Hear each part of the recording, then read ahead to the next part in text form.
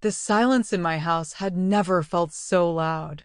It had been a week since my husband, Mark, left for his business trip, and the once comforting solitude now felt like a weight pressing down on me.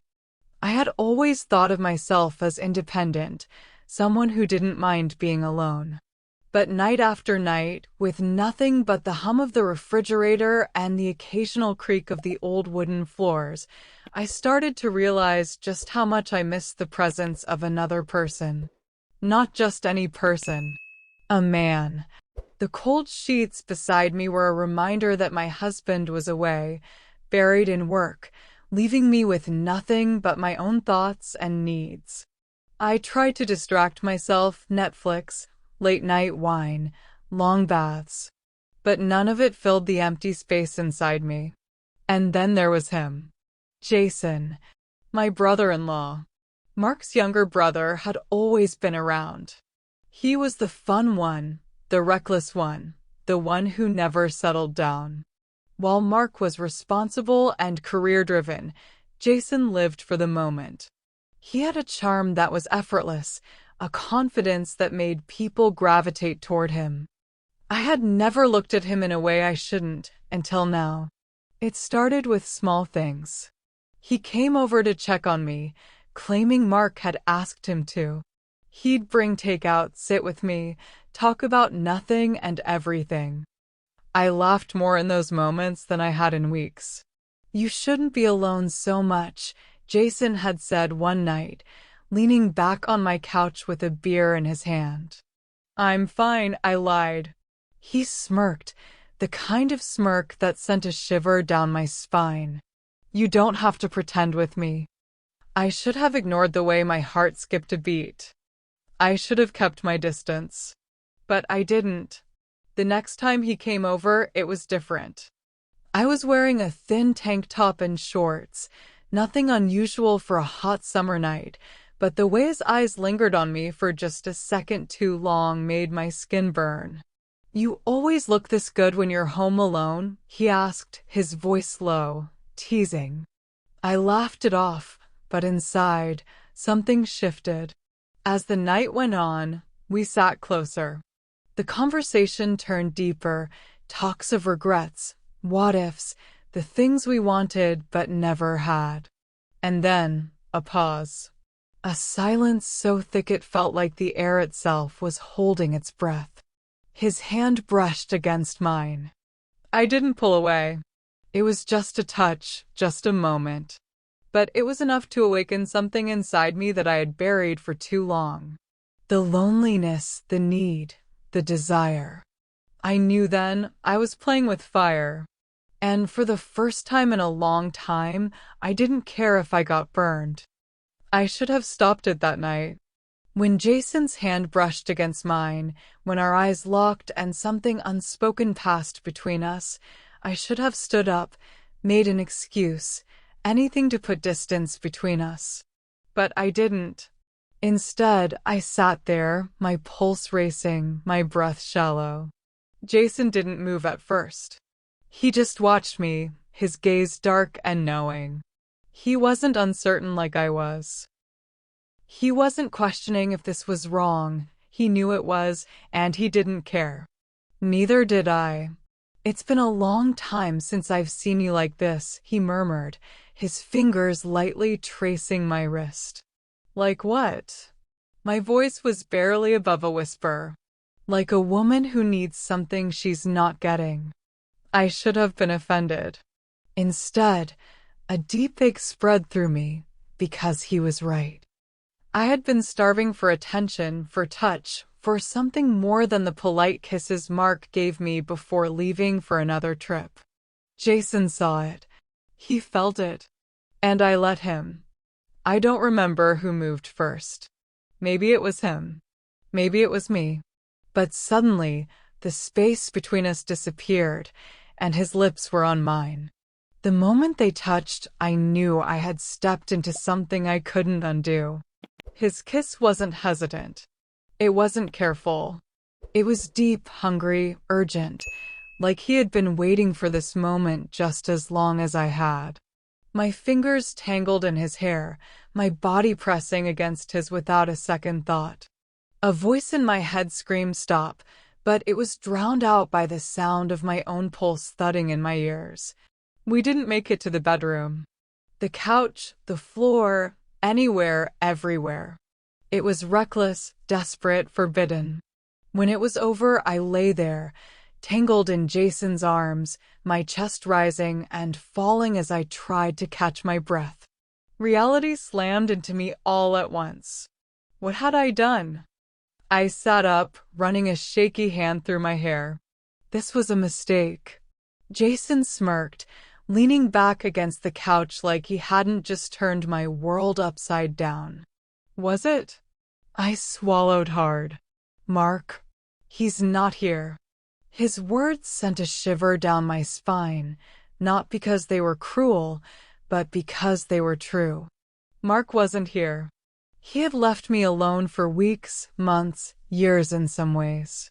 Jason was here. He had always been here. And I had just let him in. The guilt should have been stronger. It should have been unbearable. But as Jason reached for me again, pulling me back into his arms, I realized something even worse. I wasn't ready to stop. If you think this was the moment I lost myself, you're wrong. It was only the beginning. Like and subscribe to hear how deep I let myself fall. I woke up tangled in sheets that didn't belong to my husband. The morning light streamed through the curtains, painting soft patterns on Jason's bare skin. He was still asleep, his breathing steady, his arm draped lazily over my waist. I stared at the ceiling, my mind racing as last night's events replayed in vivid detail. I had crossed a line, no, I had destroyed it. Mark's face flashed in my mind, and a sharp wave of guilt clenched my stomach. What had I done? How could I have let this happen? But even as shame curled around my thoughts, another feeling fought against it. Excitement. I hated how alive I felt, how my body still hummed with the thrill of being wanted this much. Jason didn't just touch me, he consumed me. And I had let him. I carefully untangled myself from him, slipping out of bed. I needed air. I needed to think. I threw on my robe and made my way to the kitchen, my hands trembling as I poured myself a cup of coffee. My phone buzzed on the counter. I picked it up and felt my heart drop. Mark, good morning, babe. I miss you. Can't wait to be home soon. Soon? I swallowed hard, quickly typing back a casual reply. Miss you too. When are you coming back? The 3 little dots danced on the screen, and then, Mark, got some things wrapped up early. I'll be home tomorrow night. Tomorrow. I set the phone down as a cold sweat broke over my skin. I had thought I had more time to figure out what I was doing, what I wanted. But now reality was closing in fast. A warm presence appeared behind me.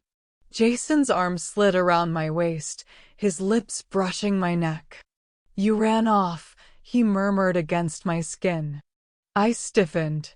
Jason. Regretting it already?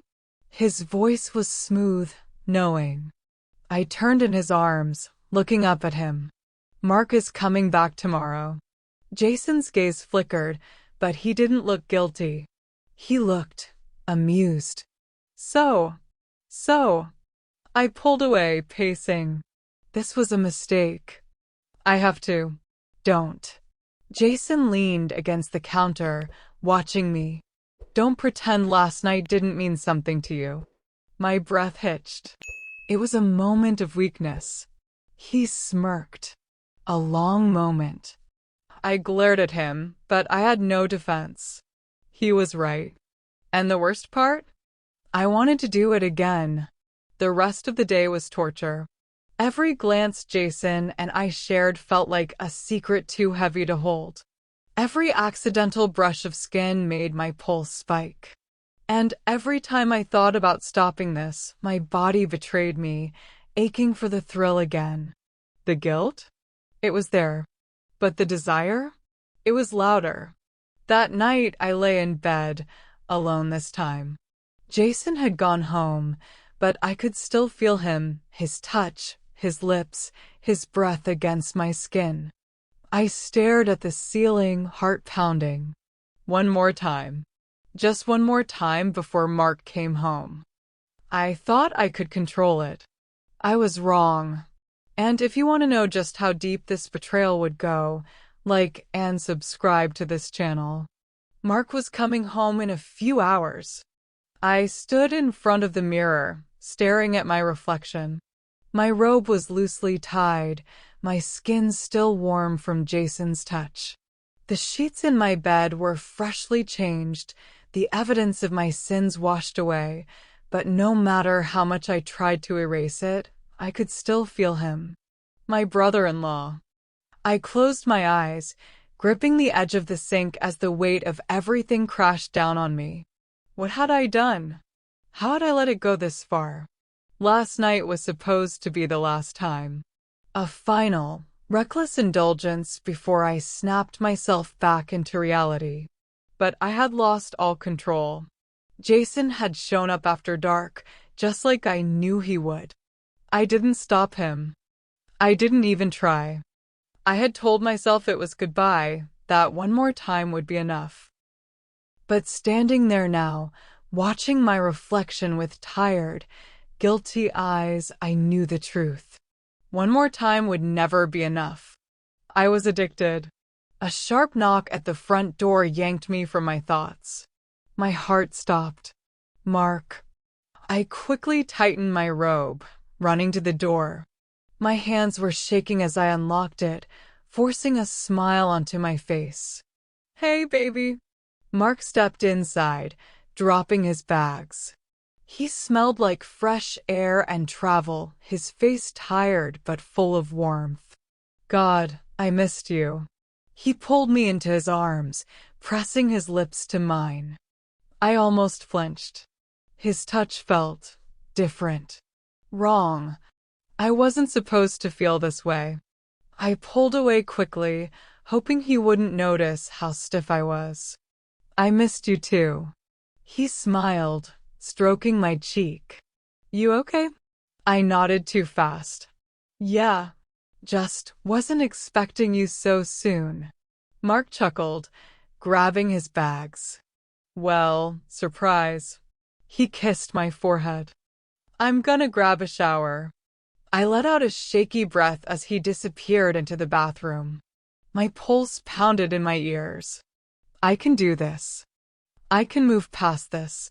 And then, my phone vibrated. I picked it up, and my blood ran cold.